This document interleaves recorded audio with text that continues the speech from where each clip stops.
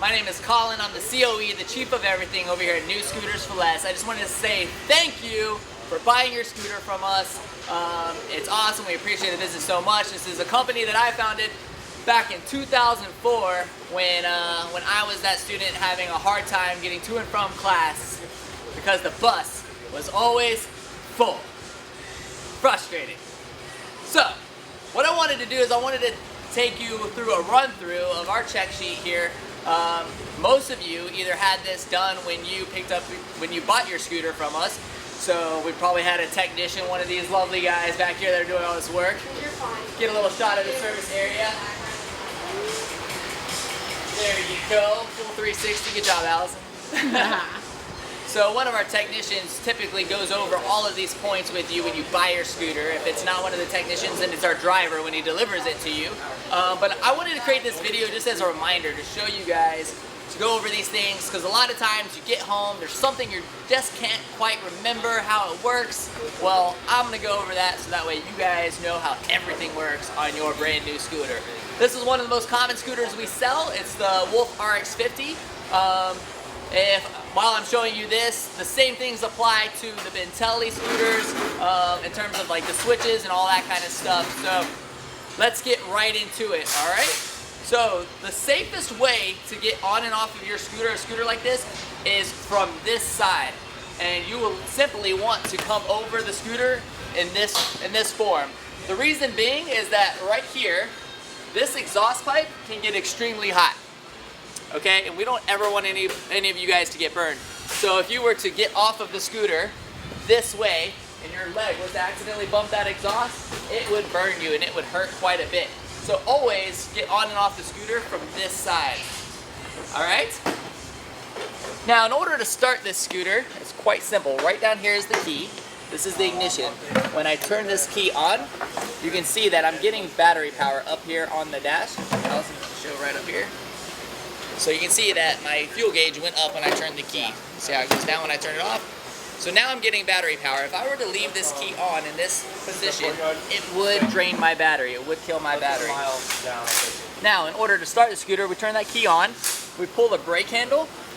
Now, it doesn't matter which brake handle, but it is important to pull a brake handle. It is a safety feature, so it's not going to start unless you pull that brake handle.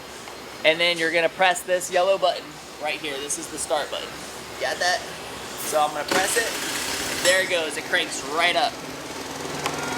Now, the scooter, this particular scooter, the headlight is always on. So Allison, you see right here, headlight's on, and then when I press this little high beam switch, it flips the high beam on. All right, and that switch is located right up here on the left side. So when I flip that switch, it turns on the high beam.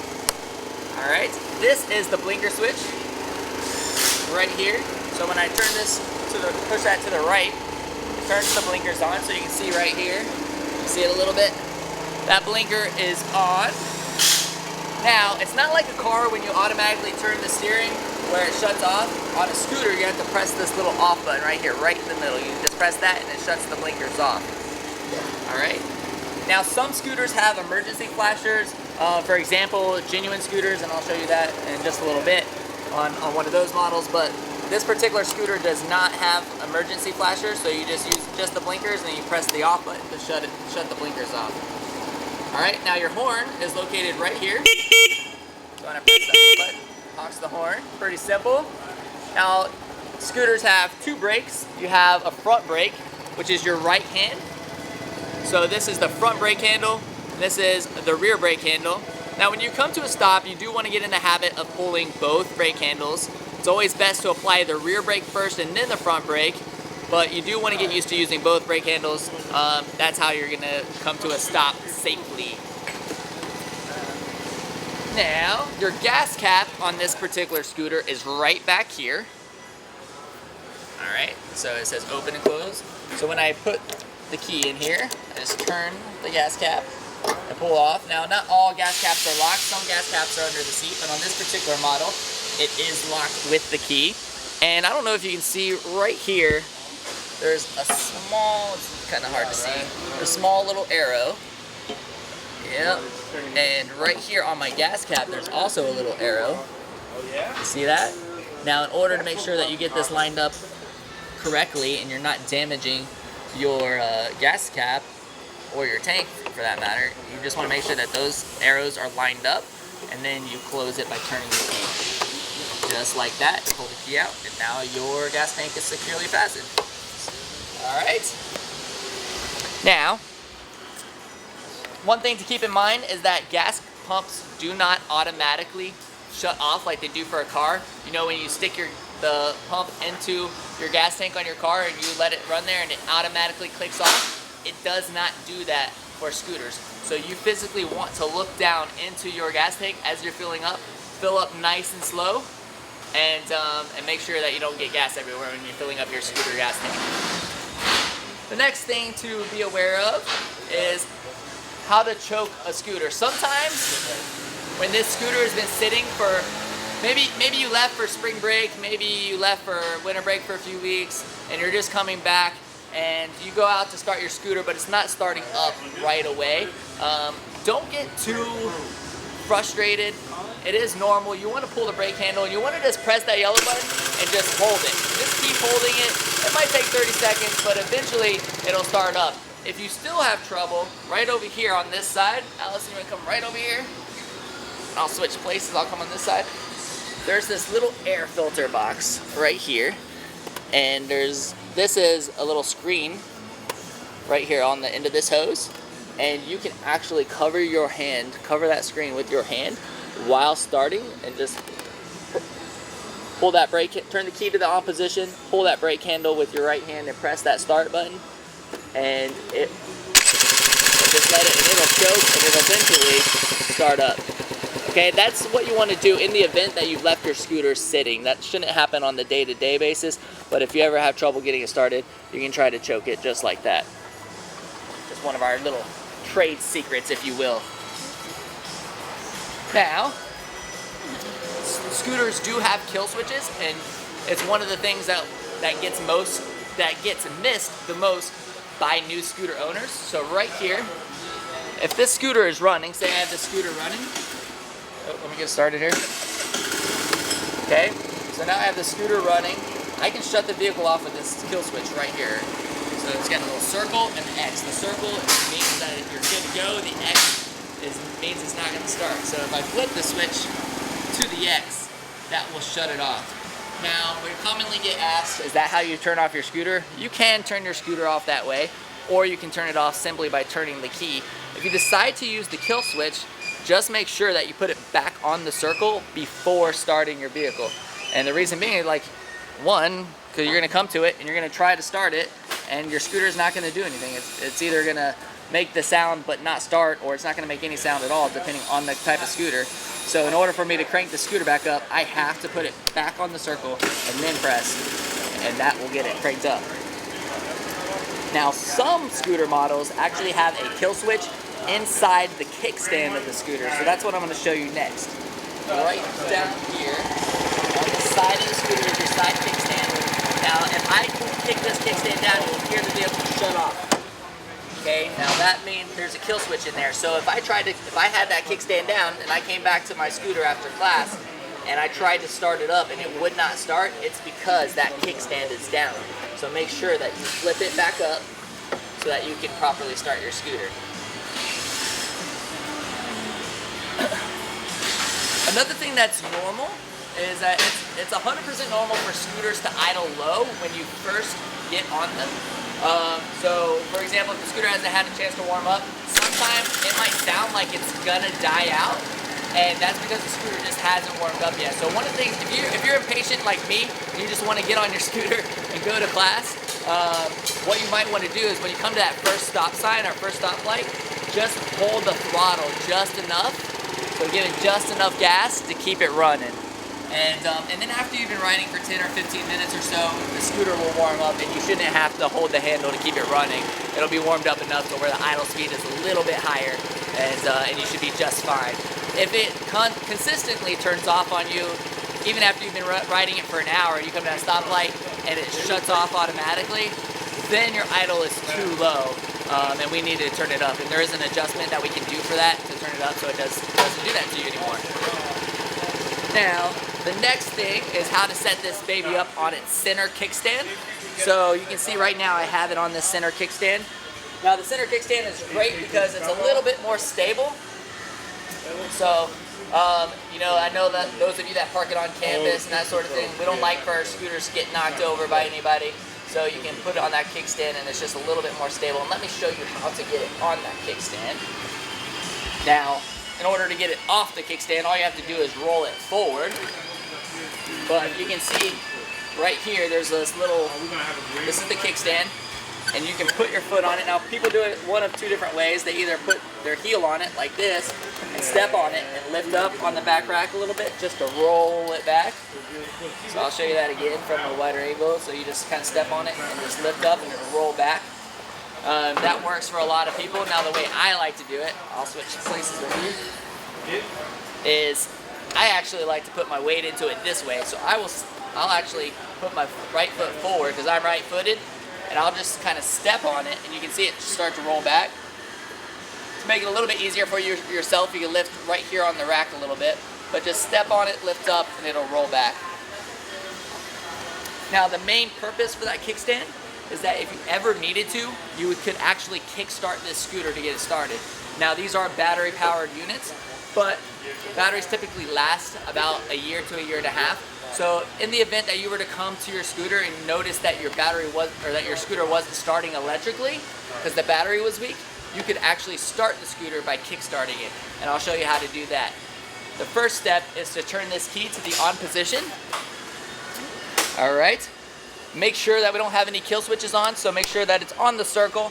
Make sure that side stand is up, so that way we are getting spark to the vehicle.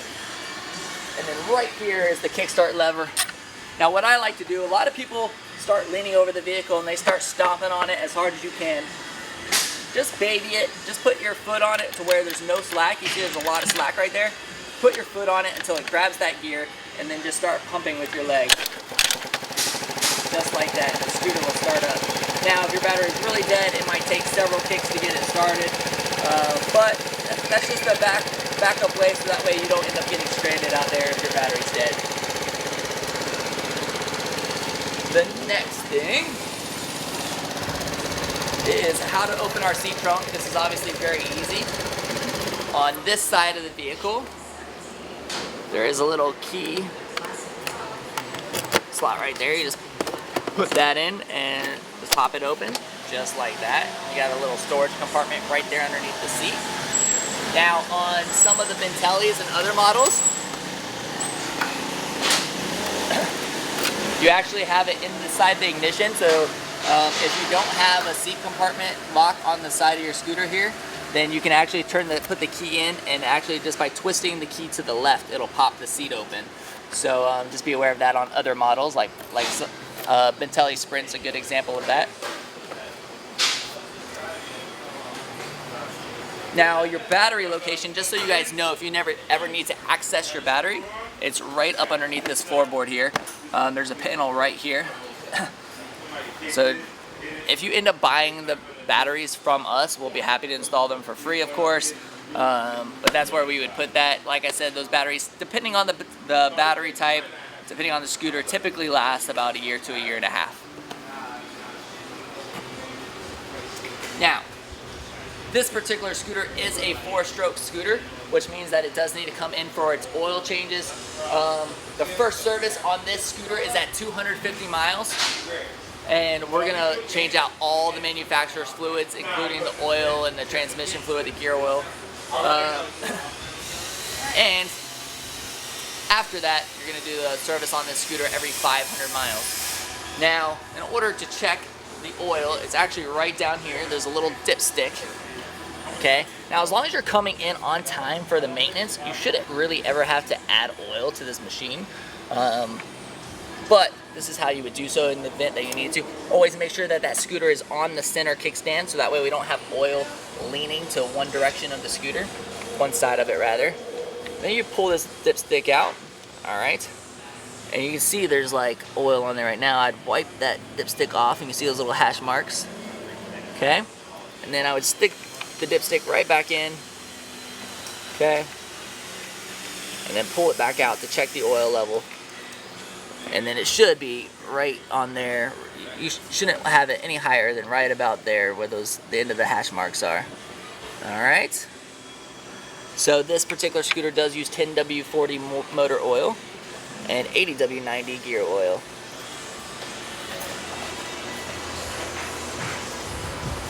How's it going, man? Good. Didn't think that through all the way. I needed to rack my hands. Okay, that's alright. Keep going. Now, that is where you would add oil if you ever needed to add oil. That's where it would go. Now, this particular scooter does, and all scooters, need 93 octane fuel, so you do want to use the premium gasoline when you go to a gas station. Now, we do recommend staying away from Kangaroo gas stations here in Gainesville. Guys, it's not to like bash Kangaroo, like I don't have anything against Kangaroo stations. All I do know is that for some reason we've had multiple customers call us after they have filled up with gas from Kangaroo stations, saying that their scooter is no longer running. I don't know if it's just higher ethanol content or what it may be, but because of the number of scooters that we've had to go pick up from Kangaroo stations, we just recommend maybe choosing another another gas station when filling up your scooter. If you can find an ethanol-free gas station, we do recommend that. That'd be great, but it's not required. Just make sure that you're using 93 premium fuel, and always remember that the most expensive fuel is not always premium. We do have a good handful of customers every year that just automatically put the most expensive gas in to their scooter because they think that's premium fuel, but then they realize that it was diesel and it was the wrong fuel. So don't be one of those customers, because we don't want to have to like flush out your fuel system because you put the wrong gas in. Now, one thing that I like to remind everybody, especially during this time of the year, you know, we're in the holidays, it's going to start getting a little bit colder, and that is to check your tire pressure often. If your scooter normally does a good 35, maybe 40 miles an hour, and then all of a sudden it's doing 20 to 25 miles an hour, it's probably because your tire pressure just got a little too low, you're dragging a little bit, and we just need to check that tire pressure. You can come by the scooter dealership anytime. We'll be happy to check it for you. There's absolutely no charge to do that, and we'll be happy to make sure that your tire pressure is A-okay. And of course, like, these are scooters, they are going to vibrate a lot. So if you ever notice anything coming loose, maybe one of your mirrors comes loose, or maybe one of the little screws just comes a little loose, just come by and see us. We'll be happy to tighten that stuff up for you. There's no charge for that kind of thing. And then just some general reminders of the road. Stay away from the corners. You know, like if you hug a corner a little too tight, there is a lot of times there's dirt, there's gravel. Your tires could hit that dirt and that gravel and slide out from underneath you. We don't ever want anybody to like drop a scooter or have that scooter slide out from underneath just because they hit some dirt. So just be careful of that. I always recommend, you know, when you're behind a car, trying to stay in the driver's side mirror or the passenger mirror. That way you're visible to the car in front of you. And also, cars, a lot of times when they're running their air conditioners, sometimes they'll drip water and other liquids like onto the concrete when they're sitting at a stoplight. And the last thing I would want to happen is for you to drive through one of those slick spots and have the scooter slip from underneath you. So if you avoid the center of the car where they drip those fluids, then you would be much better off. So just kind of keep that in mind. There's a toolkit inside the seat bucket of your scooter, so if you ever need to make little adjustments, there is a little screwdriver and stuff in there as well. A little wrench for adjusting the mirrors if you need to tighten it down. Now, you must keep the registration with you. So anytime we sell you a scooter, we're going to give you a registration that looks like this. Keep that registration in your vehicle. We will typically place it right down here inside the seat of your scooter. So just keep it right in there. Depending on your scooter, we might have issued you a license plate or a temporary tag. If you receive the temporary tag from us, you will be receiving a call from us within 30 days with your real license plate. If we issued you a license plate, then you're good to go. A couple other general rules. In Gainesville and on campus, there's a lot of bicycle lanes because the bikes are just as big a part of this community as scooters are. So don't ride your scooter inside the bike lanes. There's bike lanes all over town. You cannot ride your scooter in the bike lane. You are considered a motor vehicle, so you should treat the scooter exactly as if you were driving a car. You ride in the lane, you use blinkers, you stop for stoplights, all the same laws apply to you.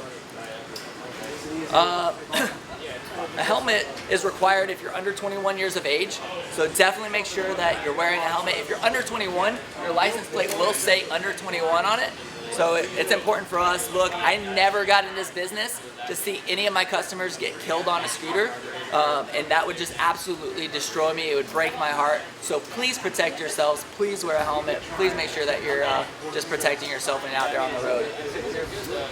If you choose not to wear a helmet, you do need to have $10,000 of personal injury protection, which is on most of your car insurances and stuff. So make sure you do have that $10K of PIP coverage if you choose not to wear a helmet. Eye protection is absolutely required when riding a scooter. Now, sunglasses are perfectly fine during the day. If I'm riding during the day, I'm just gonna rock my sunglasses like this because I like to look cool. But at night, you do need to have clear glasses. Now, we do sell some clear glasses. Do I have any? Exactly like, I'm dropping them and destroying our product as I make this video. But clear glasses, something like this is perfectly fine for nighttime, but they do need to be clear lenses. You cannot have shaded lenses like sunglasses at nighttime. And when you come to a stop, please place both feet on the ground. Now, our police officers and everybody out there like to know that you have complete control of the vehicle. So place both of your feet on the ground. We ask that you do not do a lean where you have one foot up and you're leaning like this or doing like this. I see a lot more people these days because of cell phones, they're texting, like pulling out the phone, they got one foot up and they're doing this number and texting. You guys, please, for your safety, do not do that. Don't text and drive a scooter. Don't text and drive a car as well. But definitely protect yourselves and don't do anything that's going to cause an accident like that. And final couple notes, don't wear any iPods or anything that's going to block your hearing.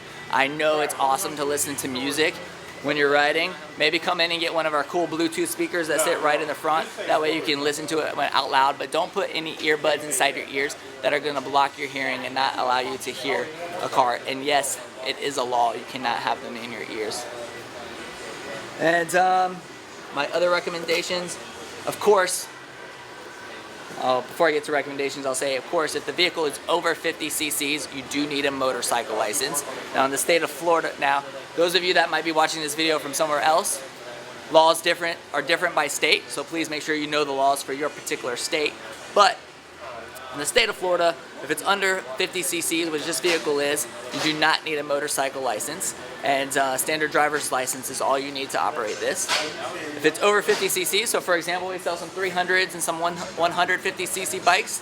If you decide to get one of those, then make sure you do get the appropriate endorsement for that. And finally, when we sell you a scooter, your scooter's going to come with 2 keys. Make sure you take the keys and separate them. I can't tell you how many people lose their keys, and then we have to go and replace the ignition, the seat lock, the gas cap lock. It can be quite costly, and you don't want to have that additional expense immediately after getting your scooter. So separate the keys, put a spare somewhere safe at home.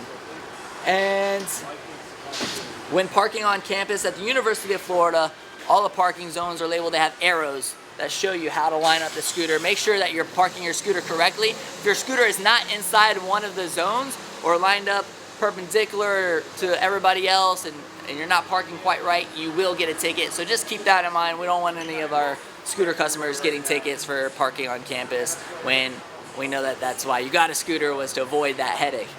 And I think that is it, guys. If you ever need to get a hold of me, you can reach me at Collin at ns4l.com. That's COLLIN at ns4l.com.